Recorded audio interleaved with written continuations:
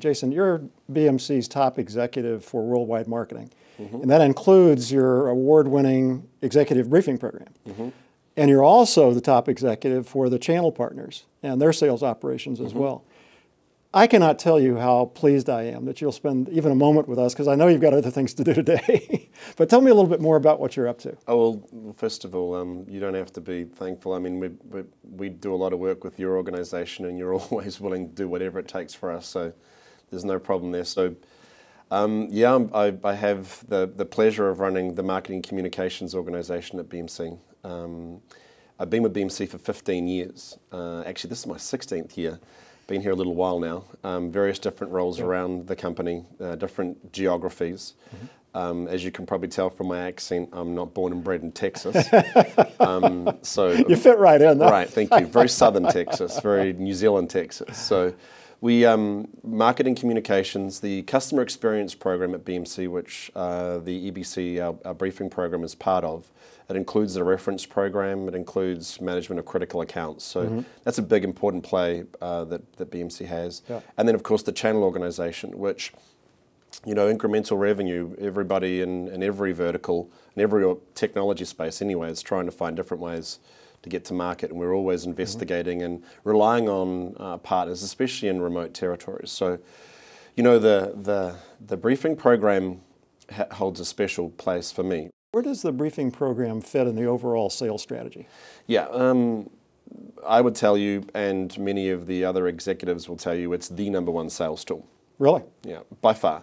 And that's not, sales tools come and go, but consistently. We're talking now for many, many years in BMC, the close rates, the reduction in the sales cycle, the increase in the spend, the percentages that we've tracked over with Karen and her team over the last 8 to 9 years, phenomenal, the difference they make in a deal at BMC. So the other thing is that we get to see and present, hear and present our message direct and face-to-face with the customer. So, you know, if they've made the commitment to come to Houston, especially in July, August, then that's a special commitment, right? To come here in the summer. Oh, yeah. It can be rather hot. So they're dedicating their time. We have a captive audience. We have our A-team, our special people that we know are probably meeting the most customers and can deliver the message the best.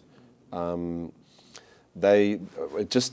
the sales force, when they come here, they learn so much from seeing that process in action. Plus, operationally, this is red carpet, this is silver service, this is white glove. You know, this is really the best experience that you will have. And it's basically, therefore, to the customer, a view of, well, this is what it's going to be like doing business with BMC. All right? So it's our way of actually, I guess, selling ourselves to them as well, at the same time as talking about the solutions and the pain points and the value that we'll bring to their organization. We know their pain points, we know their drivers, we tailor their message, we solve it, you know, we red carpet service them when they come to Houston, and when they get here, every word is delivered in the format that they want to hear it. You know, we've made a serious investment in telepresence now. Our major locations that give us reach and touch to more clients and more executives in BMC and with our customer base will mean that we can become a program, not a center. We don't want this to be a North America program, we want it to be a global program. So field-based briefings are on the rise, dramatically on the rise. So that makes us train our people in the field for delivery and process and the way we manage the briefings that are outside the 4 walls of Houston. Question about your observations in the briefing center and the briefing program in general. Not too long ago, when people came to a center and they went in the building, they kind of expected to sit there as kind of a passive audience and watch or listen to a string of presentations and be fairly passive, but they had license to ask a question or two along the way. What are you observing now about the expectations that customers have when they come to the program for two-way communications, conversations, interaction? And what do the salespeople and the presenters have to do to stay relevant in that new situation? So I know that your organization lives and dies by this as well, but content and delivery have to marry up with everybody that you're in front of. So I think one of the things that I've seen evolve in the last 24, 36 months is, technology vendors in particular like to give you a feature function presentation, right? No question. Let me show you all my bells and whistles. And they tend to just throw it all up there and hope that something sticks. I know I'm preaching to the converted here, but what we've noticed is the first evolution for us was demonstrable use cases, right? So what is a customer trying to do inside their environment? How do I demonstrate that use case? That was step one. Now it's referenceable demonstrable use cases. In other words, take a client that's doing it and get that client to show the prospect what they do, right? Interesting. Far more compelling than a vendor telling them this is what you got to do. There's some other customer saying, by the way, these are the things that we do internally to run our IT organization, and here's how we use BMC to do it. That's far more compelling than me saying it or me demonstrating it to the client. No question. So I totally agree that the evolution that our organization has been through is definitely that. I would also say that the content needs, I'm not there to present to you, right? Especially if you're doing these referenceable use cases. I'm there to have a discussion with your organization about the right way to deliver IT services, right? So you're going to probably challenge me, right? And because my right way might be best practice, but you might know something that's unique about your organization or unique about your situation, and therefore you should be able to challenge me. The best briefings are the ones that are the hardest ones to keep to time, because the customer, it's a dialogue, it's an interactive session. There's very little PowerPoint, right? In fact, there's the little amount of PowerPoint, the better. There's more of these demonstratable, referenceable situations that you enable and you create the discussion. And the client, I always had this joke with our people internally. If a briefing starts at 8 a.m., I know by 10:30, right, 10 o'clock, 10:30, if it's a good or bad briefing. And normally between 10 and 11, the customer's talking amongst themselves, and the customer's solving the problem in the room amongst themselves. And we're just there. And we're sometimes participating, often we're just observing.